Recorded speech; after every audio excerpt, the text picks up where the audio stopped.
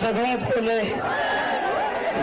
मला तुमच्या सगळ्यांना थँक्यू म्हणायचं आहे, कारण की जेव्हा मी अमेरिकेमधून फ्लाईटमध्ये बसलो होतो तेव्हा असं मला हे नक्कीच माहिती होतं की मला अटक करण्यात येणार आहे. पण मी असं ठरवलं होतं, मला जरी अटक झाली तरीही चालेल. मला माहिती होतं, मला भरोसा होता की तुम्ही लोक ही मूव्हमेंट पुढे चालवणार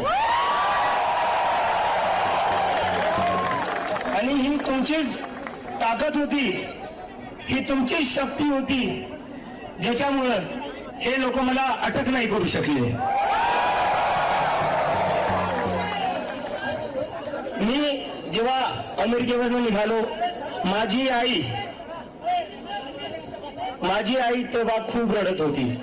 जितकं मी अमेरिकेला जाताना रडत ती रडली नव्हती, तेवढं ती रडली जेव्हा मी आपल्या देशात वापस येत होतो. कोणत्या आईला असं वाटत नसेल की तिचं लेकरू घरी आलं पाहिजे, पण तरी ती म्हणली घरी तू इंडियात वापस येऊ नको, हे लोक तुला अटक करतील, नाही तर तुझ्यासोबत काही बरं वाईट करतील. आणि हे सांगायचं कारण म्हणजे ही फक्त माझ्या एकट्याची सिच्युएशन नाहीये. असे सगळे आई वडील इथं बसलेले असतील आज, ज्यांना वाटतं की माझा मुलगा जर राजकारणावर बोलला, माझी मुलगी जर सरकारला प्रश्न विचारेल तर त्यांच्या सोबत काही बरं वाईट होईल किंवा केस टाकल्या जातील. तर ही सगळ्या आई वडिलांच्या मनात भीती आहे. तर मला फक्त त्या आई वडिलांना सांगायचं आहे, तुमच्या मुला मुलींना तुम्ही बोलवण्यापासून थांबू नका. जेलमध्ये जायचं असेल तर मी जाईल, पण तुम्ही तुमच्या मुला मुलींना बोलवण्यापासून थांबू नका. त्यांना बोलू द्या. जोपर्यंत ते बोलणार नाही तोपर्यंत ही सरकार अशीच आपल्याला ग्रँटेड घेत राहील. ते आपल्याला कुठंच होऊ द्यायचं नाहीये. आणि आता येतो मी कॉकरोचवर.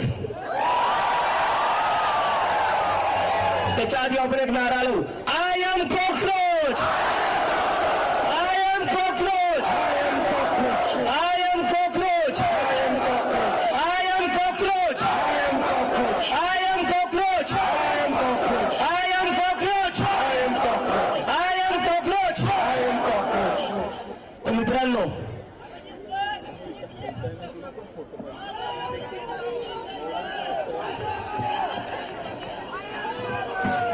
करू ते पण करू, ते पण करू, ते पण करू, ते पण करू.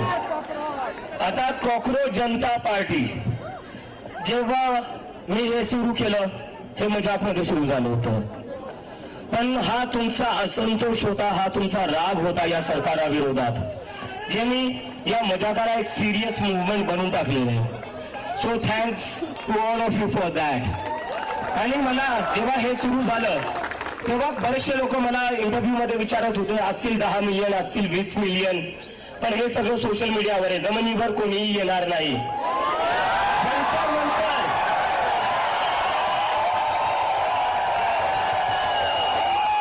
जंतर मंतरवर जेव्हा मी गेलो तेव्हा पूर्ण जंतर मंतर भरलेलं होतं. आणि मी आज सकाळी सगळ्या मीडियाला सांगत होतो, जंतर मंतर पेक्षा जास्त कॉकरोच आज पुण्यात येतील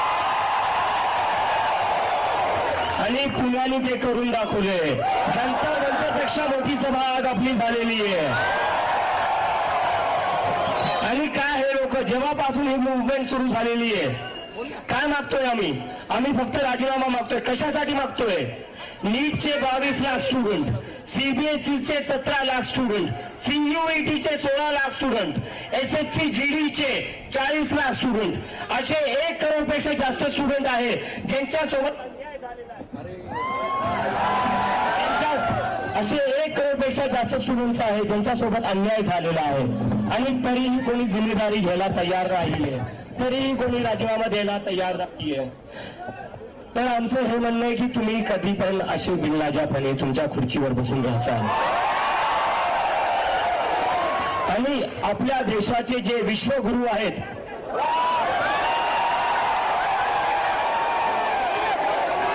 जे महामानव आहेत, त्यांना मला एक प्रश्न विचारायचा आहे. मला त्यांना एक प्रश्न विचारायचा आहे. तुमच्यासाठी हे 1 करोड स्टुडंट्स महत्वाचे का तुमचा एक इनकॉम्पिटेंट मिनिस्टर महत्वाचा आहे? तुम्हाला निवड करावं लागेल.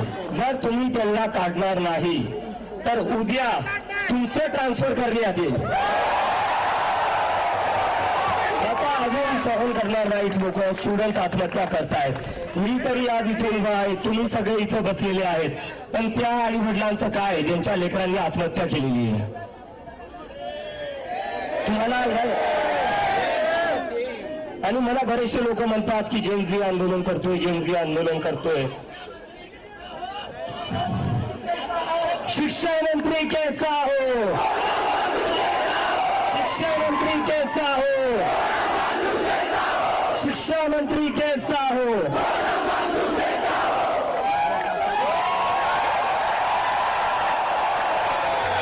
आणि अजून एक सोनम वांगचुक सर,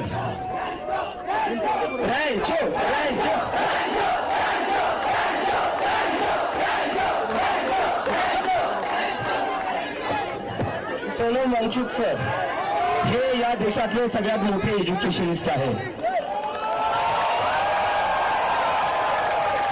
अशा माणसाला शिक्षा मंत्री करण्याच्या जागी यांनी जेलमध्ये टाकलेले होते. आज मी बातमी वाचली आहे, जे जंतर मंतरवर एक टीचर आली होती आमच्या मुव्हमेंटला सपोर्ट करायला, तिलाही सस्पेंड करण्यात आलेलं आहे. मला हे कळत नाहीये, यांना जेलमध्ये टाकण्या जागी, मला जेलमध्ये टाकण्या जागी किंवा त्या टीचरला सस्पेंड करण्या जागी तुम्ही तुमचं काम नीट का नाही करत? तुम्ही पेपर नीट का नाही थांबवत? तुम्ही राजीनामे का नाही घेत? जर तुम्ही राजीनामे घेतले असते तर मला अमेरिकेवरनं इथं यायची गरज पडली नसती. जर तुम्ही धर्मेंद्र प्रधानचा राजीनामा घेतला असता तर इतक्या सगळ्या स्टुडंट्सला आज इथं रस्त्यावर बसावं नसतं लागलं. तर तुम्ही काय चालवलेलं या देशात हा तुम्हाला विचार करावा लागेल. आणि आता मी तुमच्या सगळ्यांना एक रिक्वेस्ट करतो.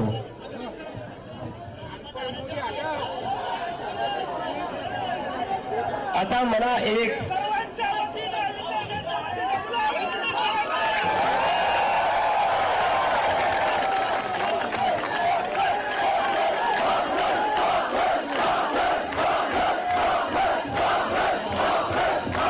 और ये लद्दाख के तरफ से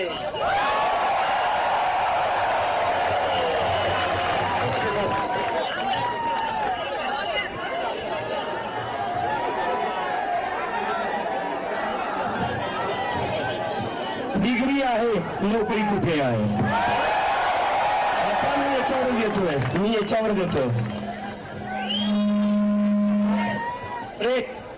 मित्रांनो, मागच्या 10-12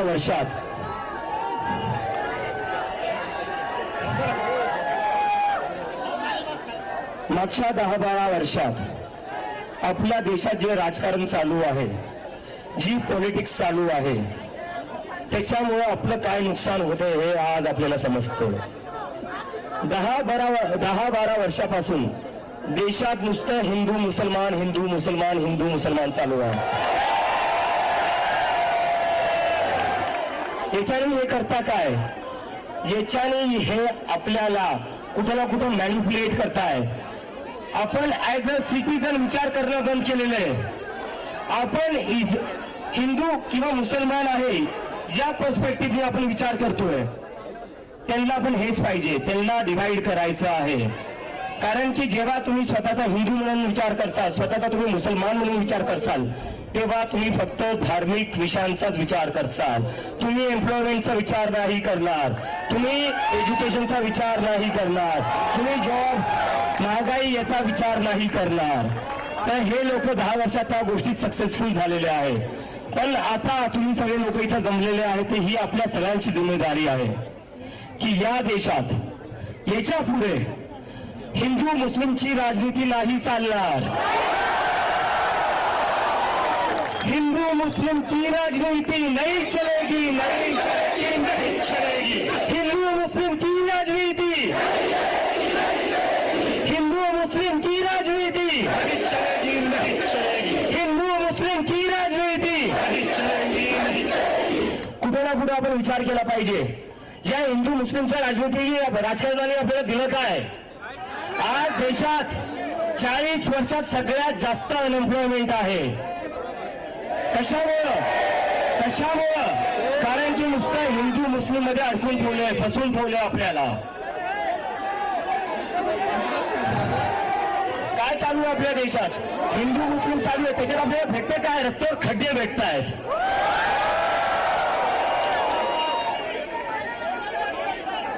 हिंदू मुस्लिमच्या राजनीतीमध्ये आपल्याला भेटतं काय? आपल्याला कोसळणारे पूल भेटत आहेत. त्याच्यात हिंदूही मरतायत, त्याच्यात मुसलमानही मरतायत.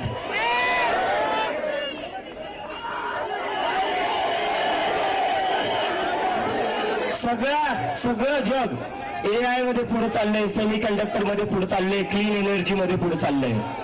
आणि आपण काय करतोय? हिंदू मुस्लिम धार्मिक ध्रुवीकरण.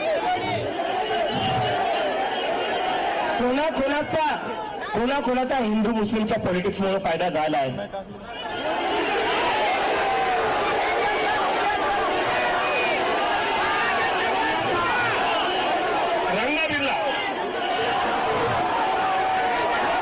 तर फक्त आता इथं घोषणा देऊन चालणार नाही.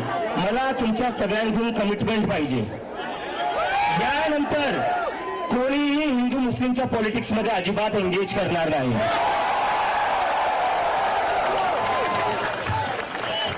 भलेही ते ब्रिटिश असो,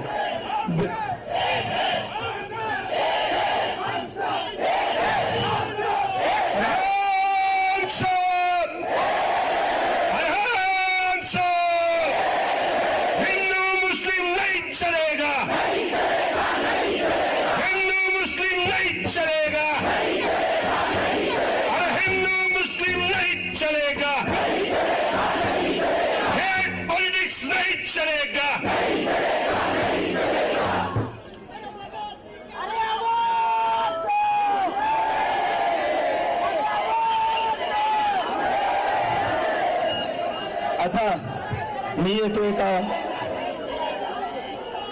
नाही, ठीक आहे. असं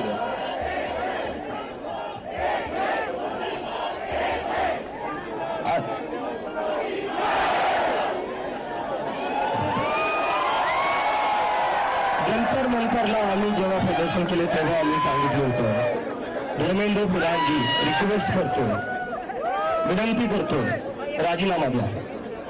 जर तुम्ही राजीनामा नाही दिला तर पुण्यातले आज एवढे जिथं लोक बसलेले ते सगळे दिल्लीला 20 तारखेला येतील. कोण दिल्लीला 20 तारखेला येईल? हात वरती करा. चलो दिल्ली, चलो दिल्ली, चलो दिल्ली, चलो दिल्ली. धर्मेंद्र प्रधान राजीनामा द्या. चलो दिल्ली, चलो दिल्ली. आणि या आंदोलनाची, देशव्यापी आंदोलनाची सुरुवात मी पुण्यातून केली आहे, कारण मी स्वतः पुण्यातून शिकलेलो. ज्या युनिव्हर्सिटीमधून मी क्रीडा चक्रा मारलेल्या आहेत, क्रीडा मित्रांना भेटायला आलेलो. तर मला कोणी विचारलं असं काही पुणेच का? अरे म्हणलं पुणे माझं होम ग्राउंड आहे. मला म्हणत होते दिल्ली जशी गर्दी झाली तशी पुण्यात होईल का? म्हणलं जर माझ्या होम ग्राउंडवर गर्दी नाही होणार तर कुठं होणार? Punekar with you, Punekar with you, Punekar with you.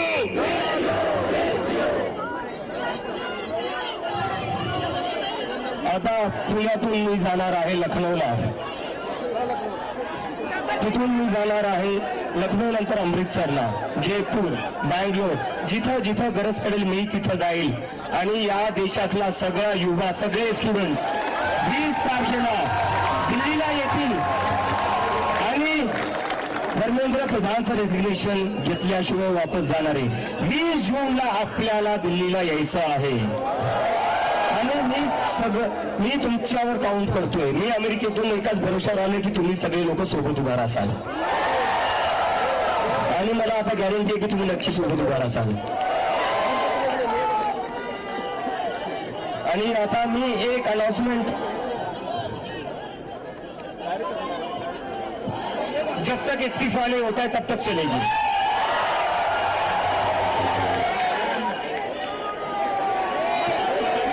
एक मिनिट इथं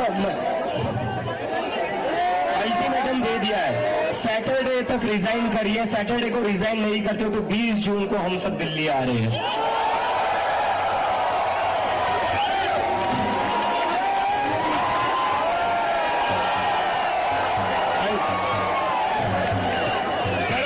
लक्ष द्या महत्वाचं चाललंय.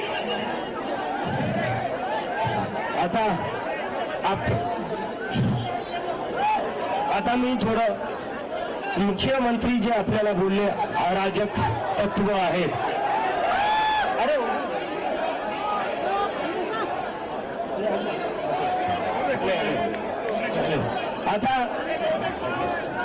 आता आपल्याला, मी जेव्हा जंतर मंतरवर निघालो एअरपोर्टवरनं, बाबासाहेब आंबेडकरांचं असंच एक पुस्तक घेऊन, त्याच्यावर मुख्यमंत्री साहेब बोलले अराजक तत्व.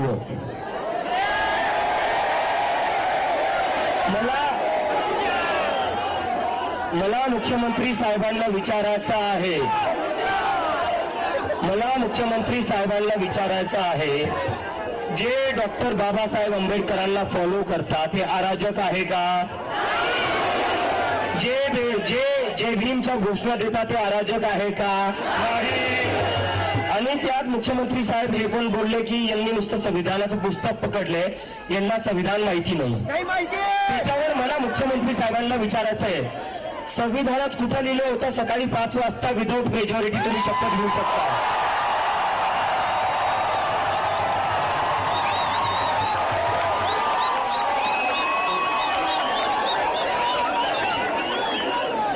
मुख्यमंत्री साहेब, आम्ही जय भीमचे नारे देऊ.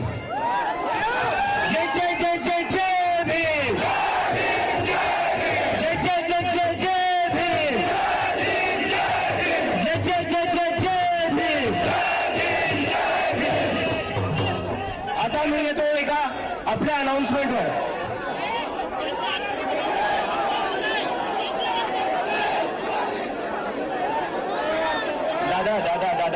दादा प्लीज.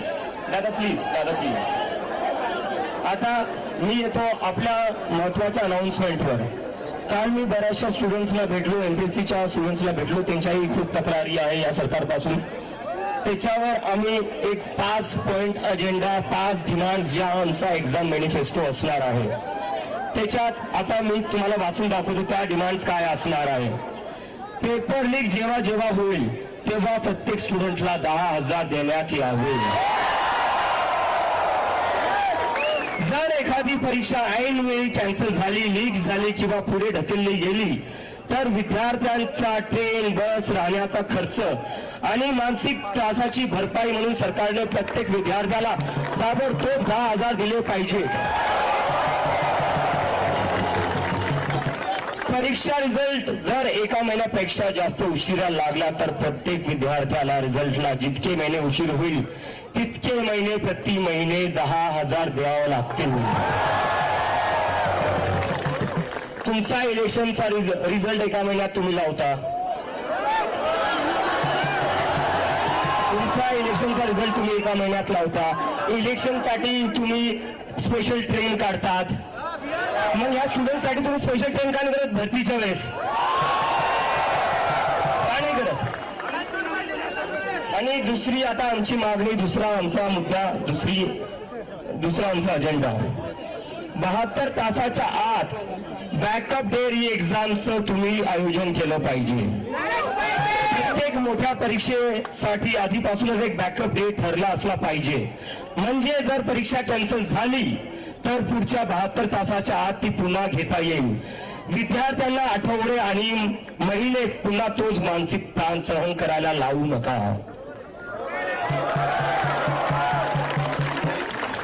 तिसरा आमचा मुद्दा, हे जे OSM चालू आहे, ऑनलाईन चेकिंग.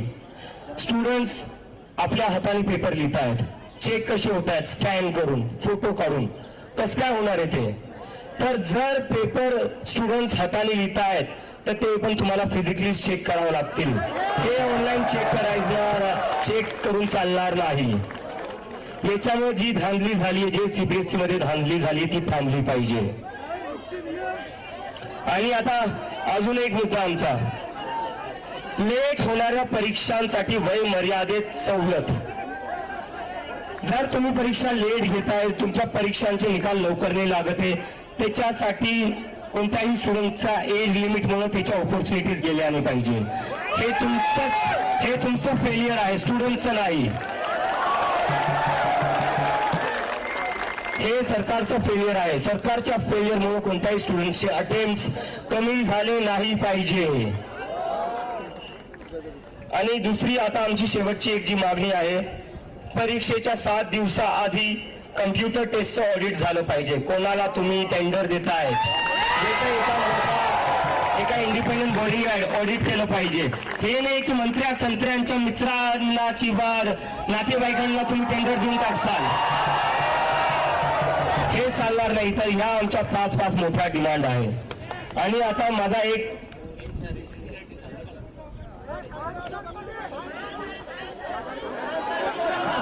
या 5 मागण्यांसाठी हात वर करून पाठिंबा द्या. 5 मागण्यांसाठी एमपीएससीच्या संदर्भामध्ये दिलेल्या त्याच्यासाठी करावं. आणि अजून एक मागणी, एनसीईआरटीने जो नकाशा काढलाय पुस्तकातून तो वापस आणला पाहिजे. तो तुम्हाला वापस आणावाच लागेल. आणि आता माझी सगळ्यांना एक मी शिवाजी महाराज की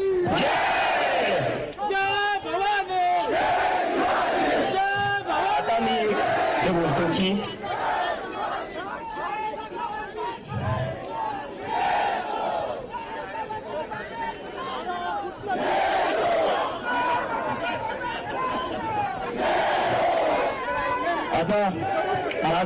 आता मी थोडं मला एका खूपच सिरियस इश्यूवर बोलायचं आहे. जेव्हापासून आमची कॉक्रोच जनता पार्टी सुरू झाली तेव्हा एक हे सुरू झालं, deep state funding, George Soros funding, Pakistan funding.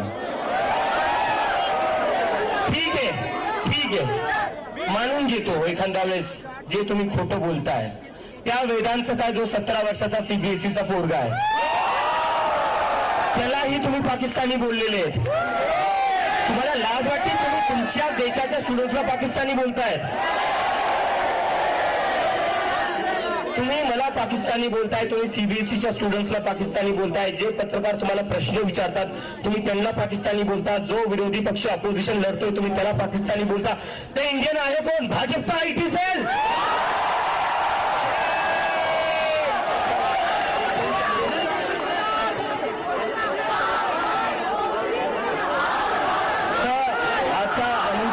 हे हिंदू मुसलमान आणि पाकिस्तानचं चालणार नाही.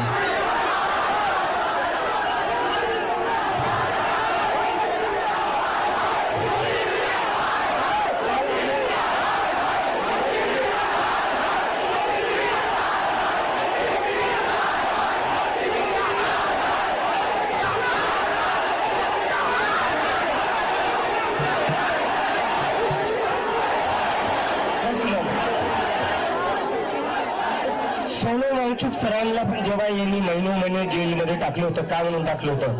अँटी नॅशनल पाकिस्तानी म्हणून जेलमध्ये टाकलं होतं. मी एक म्हणतो मग ठीक आहे, मला जेलमध्ये टाका. इथं जेवढे मुलं मुली बसले सगळ्यांना जेलमध्ये टाका, पण धर्मेंद्र प्रधानचा राजीनामा द्या. आम्ही सगळे जेलमध्ये जायला तयार आहे, पण धर्मेंद्र प्रधानचा राजीनामा घ्या.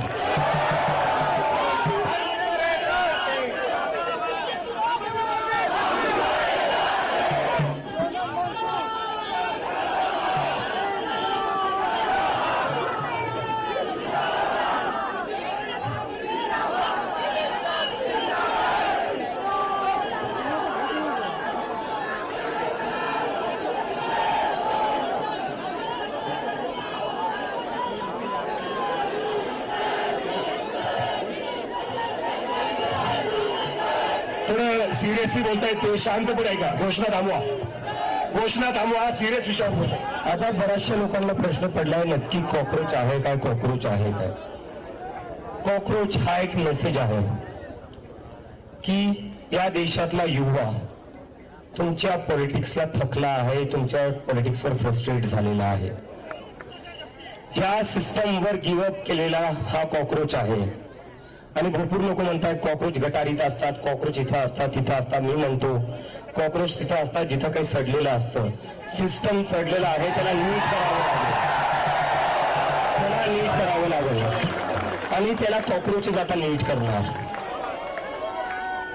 तर आपण ज्या गोष्टी ठरवल्या सगळ्यांनी 20 तारखेला जंतर मंतरला यायचंय. हात वरती करून परत एकदा सांगा कोण कोण येणार आहे.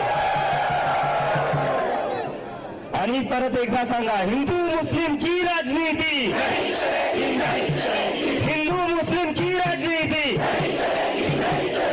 हिंदू मुस्लिम की राजनीति. धर्मेंद्र प्रधान इस्तीफा दो,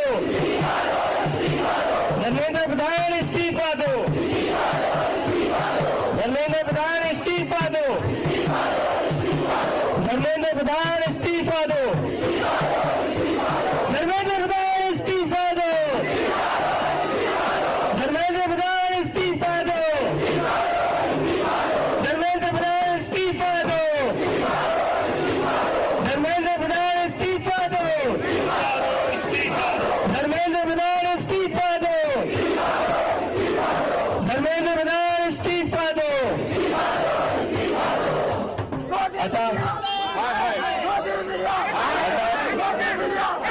आता रोहित वेमुला जे होते त्यांना सुसाईड करून 10 वर्ष झालेले आहेत. आपण सगळे 2 मिनिटं रोहित वेमुला जे होते एक स्टुडंट ज्यांना या सिस्टमच्या फेलियर म्हणून सुसाईड करावी लागली होती त्यांच्यासाठी आपण